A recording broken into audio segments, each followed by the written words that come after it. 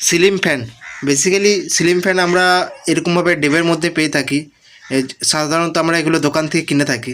তো আজকে আমরা দেখব কিভাবে আমরা ফ্যানকে ইনস্টলিং করি বা কীভাবে ফ্যানকে ফিটিং করি। তো যেমন কি দেখতে পাচ্ছ, আমি একটা নতুন ফ্যান নিয়ে চলে এসেছি, আর ফাটাফাটভাবে চাকু নিয়ে পরে ডিবেটা ওপেনিং করা শুরু করছি। এরপর ওপেনিং হয়ে যাওয়ার পরে আমি তোমাদেরকে সবটাই দেখাবো যে কিভাবে আমরা নতুন ফ্যান কেনার পরে ইনস্টলিং করি। যেমন কি দেখতে পাচ্ছ, প্রথমে চলে এসেছে একটা রড, তারপর এটা কি, এটা জানি না গো এটা কি, তারপর আসে ঢাকনা, তারপর এই ঢাকনাটা বেসিক্যালি রডের উপরেই থাকে। এরপর একটা ছোটো মতো ডিবে, এরপর দেখতে হবে এই ডিবেটার ভিতরে কি আছে। তারপর আমাদের মেন যেটা, সেটা হচ্ছে এই মোটরটি। বেসিক্যালি মোটরটা আমরা কেটে নেবো আর এটাকে আলাদা করে নেব বেসিক্যালি। আর ডিবের মধ্যে আর রয়েছে ওয়ারেন্টি পেপার আর একটা ছোট্ট মতো পাউচ। এই পাউচটা দেয়া থাকে প্রত্যেক নতুন ইনস্ট্রুমেন্টে। এই ওয়ারেন্টি পেপারটা আমরা সাইডে রেখে দিচ্ছি। এরপর এই যে আমরা যে ব্লেডটি আছে, এই ব্লেডটাকে আমরা বার করে নেব ব্লেডের প্যাকেটটির থেকে। তো যেমন কি দেখতে পাচ্ছ, খুবই ভালো কোয়ালিটির ব্লেড দিয়েছে কোম্পানি। তো সিম্পলি এগুলো আমরা খুলে পরে এগুলোকে আমরা ফিটিং করে নেব। তো ফটাফট ফিটিংটা আমরা করে ফেলি।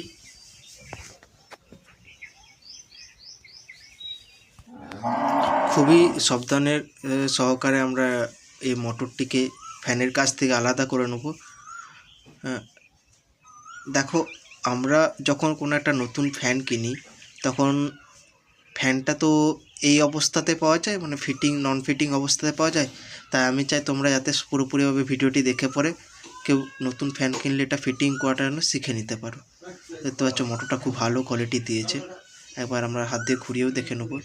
এরপর আমরা ব্লেডগুলো খুলে পরে এটা খুব সুন্দরভাবে আমরা এটাকে ফিটিং করা শুরু করে ফেলছি।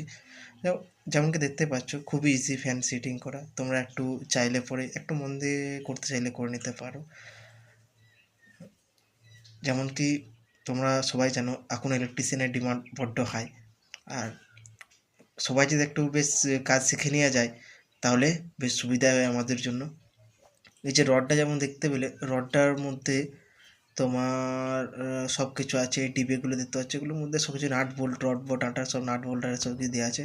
তো আমরা তাড়াতাড়ি এটাকে একটু খুলে ফিটিংটা করে ফেলি।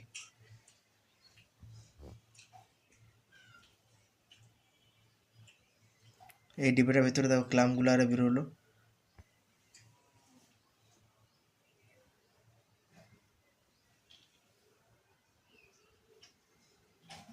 এবার আমরা যে তারটি নিয়েছি, এই তারটির সঙ্গে আমরা কানেকশানটা করে নেবো।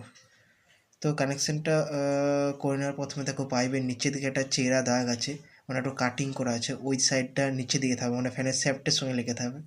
আর যেদিকটা নর্মালি হোল আছে, সেদিকটা ফ্যানের উপরে ক্লামের সঙ্গে অ্যাটাচ থাকবে।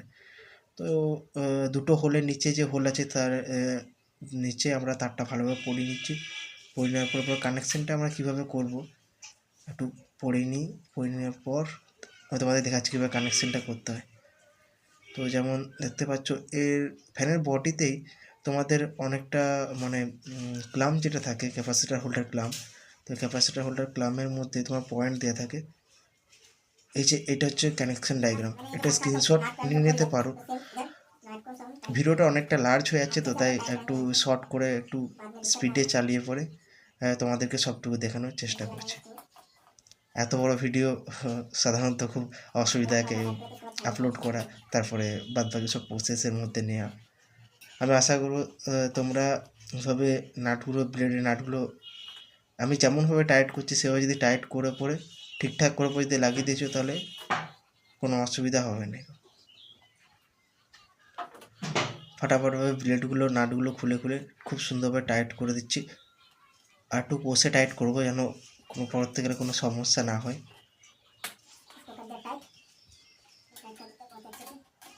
দুটো ব্লেডের নাট টাইট হয়ে গেছে।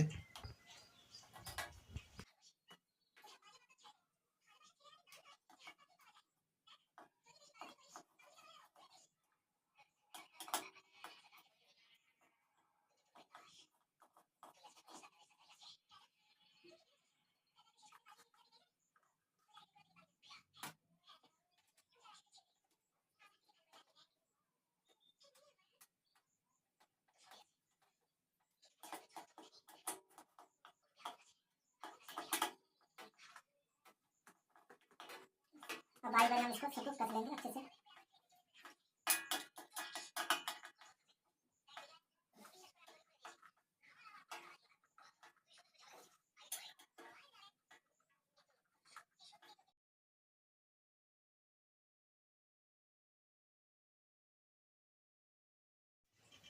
যাই হোক, এতদূর দিয়ে আমরা প্লেটটা কষে টাইট করে নিয়েছি এবং আমরা তাড়াতাড়ি তারটায় গুটিয়ে পড়ে যে কাস্টমারের পাখাটি তার বাড়িতে ফিটিং করে দিলাম।